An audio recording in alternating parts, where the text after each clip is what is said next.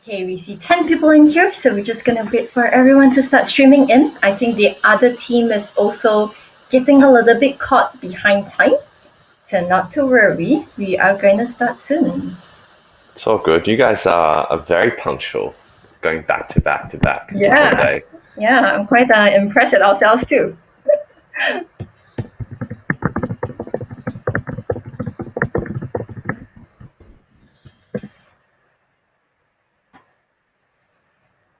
Okay, so to all of you who are here with us in this room now, I'm going to introduce our next speaker. Will Fan is the CEO and co-founder of NewCampus. NewCampus is a modern business school for Asia, supercharging careers and networks at 1% of the cost of an MBA. Will can do a much better job at explaining what NewCampus is, but they host live, innovative, very practical masterclasses, all taught by execs from industry leaders like Xiaomi, Netflix, and Grab. And Will is also a Forbes 30 under 30. So over to you, Will. And before I forget, to everyone here, this session is an interactive session. So Will's going to spend maybe 3 minutes sharing about himself. But if you can hit over to the session area, go to Q&A, and please put in any questions that you have for Will. So Will, over to you. Thanks, Eling. I actually just came from the previous session. I was listening to the health tech, a healthcare startup, and I just wanted to, give a round of applause for everyone who participated so far. You're already ahead of 90% of your peers, so well done.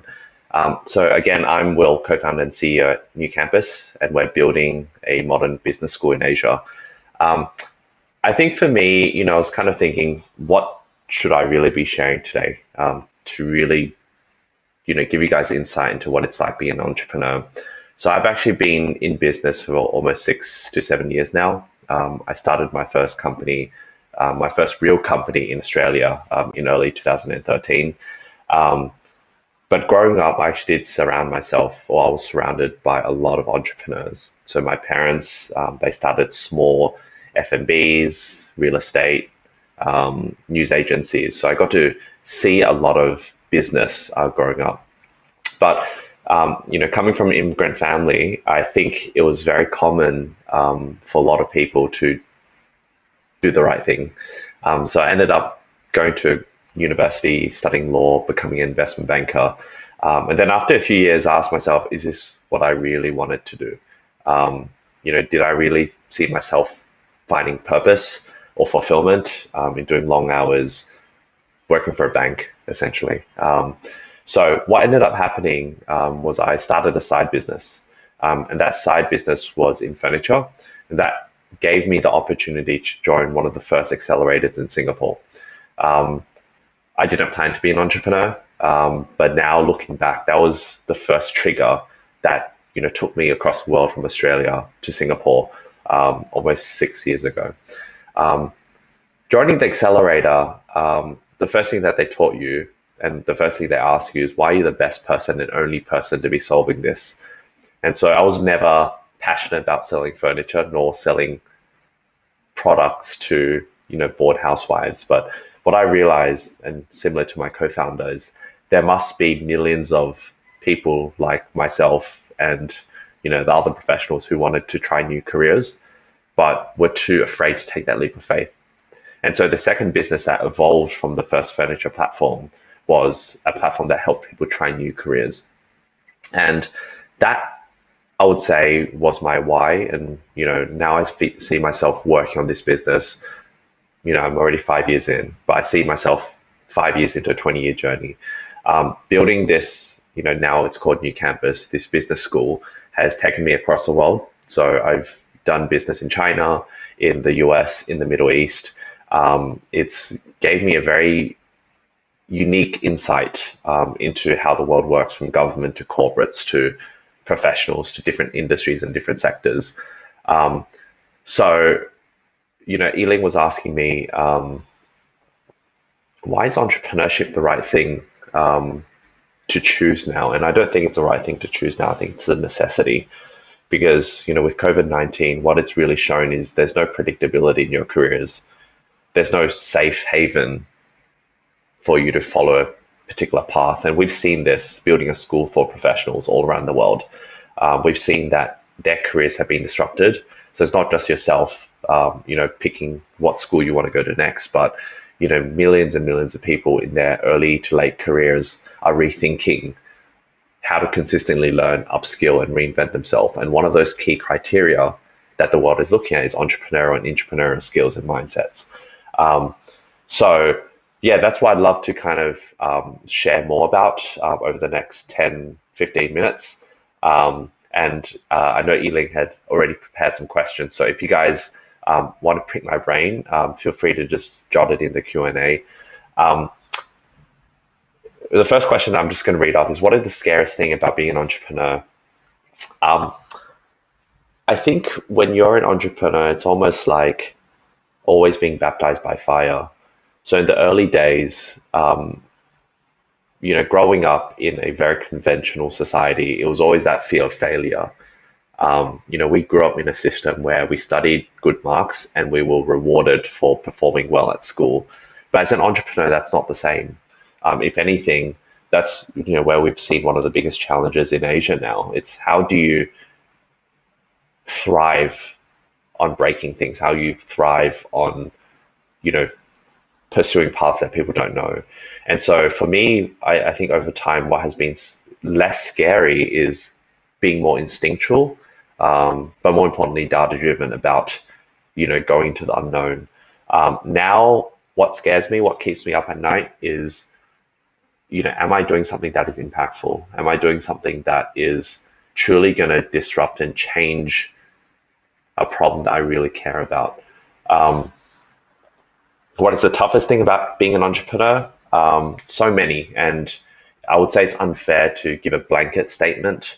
But I would say my challenge this year was focus, especially when you're a first-time founder, first-time serious founder.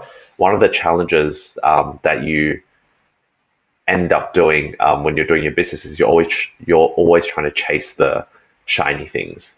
So I can talk about all the rewards and recognition that we've received, but over the past couple of years, a lot of mistakes that we've made, that NewCampus and myself as an entrepreneur was actually doing too many things at the same time.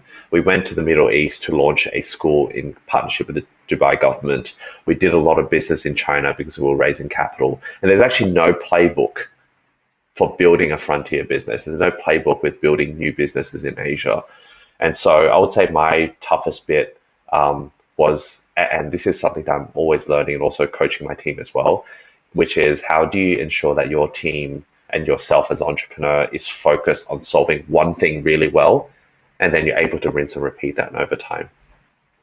Do I have any regrets? How did I manage that? No. I think if you look at, it's also a personality thing, Kaizel, because some people are more risk adverse, some are more risk tolerant. I think I'm on the very long end of being risky. I think one thing that I would also reflect back is we're building a frontier business school, and the challenge of building a frontier business in Asia is still emerging in terms of new concepts. So I would say one itch that I still have in the back of my head is, should I have gone to a frontier market like Silicon Valley early on? Because now we've actually, we're raising our next round of financing from the US. But could we have built the business faster? I mean, I'm 5 years in, but could I have done this 2 years ago? Could I have done this 3 years ago? So I think I always have questions out there, but I wouldn't say it's ever a regret. Even the toughest times when, you're putting company salary on credit card, or you're choosing to pay for a HubSpot membership versus, paying for dinner that night, like that is part of the thrill.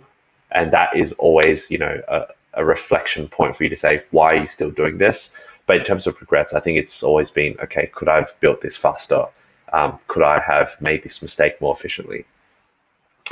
Kai's question from Butterfly: do I think it's a better foundation of a business through working in a company before starting your own? So, I mean, I would answer that in two parts. Great question, by the way.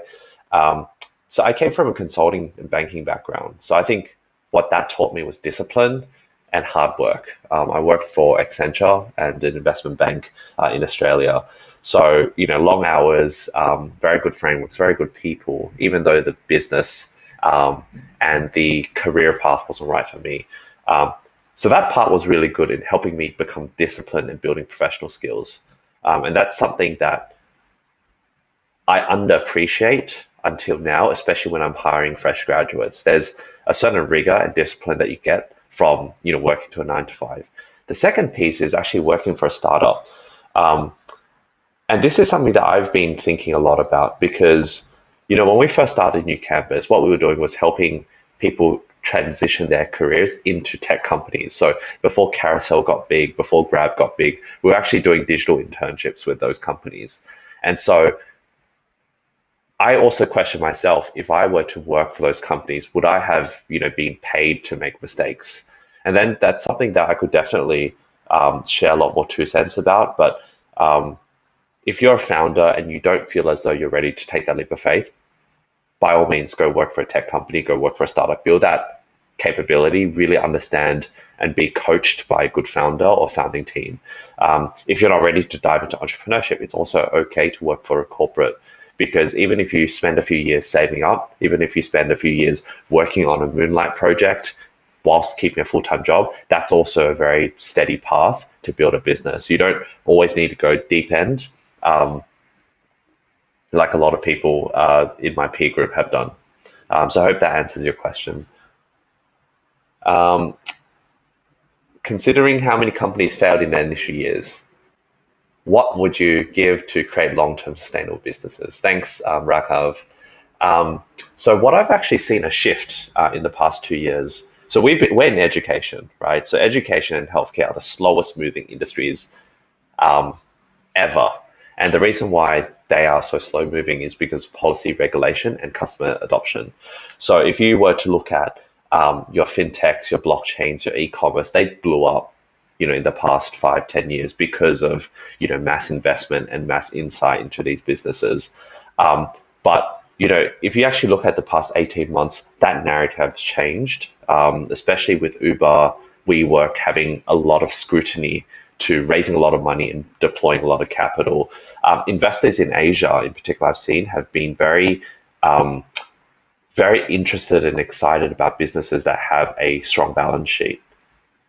So when you look at building a long-term sustainable business, it should be a business that is focused on building a business. So I was looking at, Psyche AI.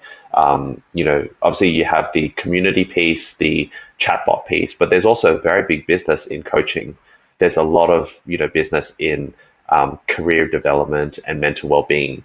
So always looking at existing business models or outdated business models, which is making a lot of money. And that's how you actually build the technology on top.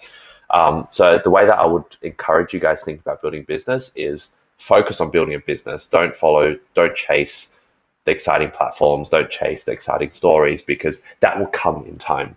All your PR, all your venture capital will come if you get your fundamentals right. And I'm still learning that today.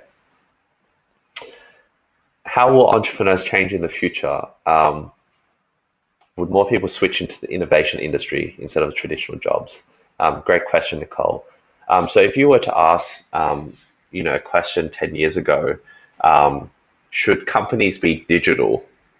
They would actually start hiring chief digital innovation officers, chief digital strategy, chief marketing, digital marketing strategists. But, fast forward that into 2020, digital is actually essentially a default requirement for any business looking to survive in the next decade. And I do the same thing with innovation and entrepreneurial companies as well. Right now, you might have a CIO or chief innovation officer, but over time, the entire company needs to innovate because customers are getting smarter, products are becoming more and more digital. But more importantly, the way that you do business is going to be shifting significantly. So I wouldn't say people are moving into the innovation industry. I think everyone needs to be in the innovation space, regardless of whether or not you're starting your own business or you're, part of a company yourself. I see Ealing jumping on, and I see my time's running out. But what I do, Ealing, I'd love to offer my time if you guys want to jump on a one-on-one or one to your team call. I'll leave my LinkedIn in this message, and Ealing, I'll let you follow up with the group.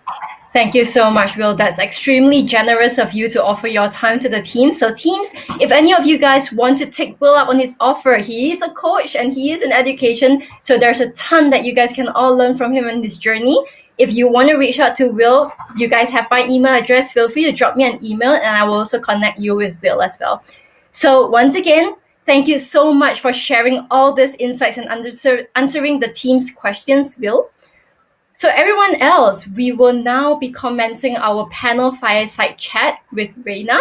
So if I could just get all of you, you know the drill now. Let's leave the current session and hop over to the other session with Reina.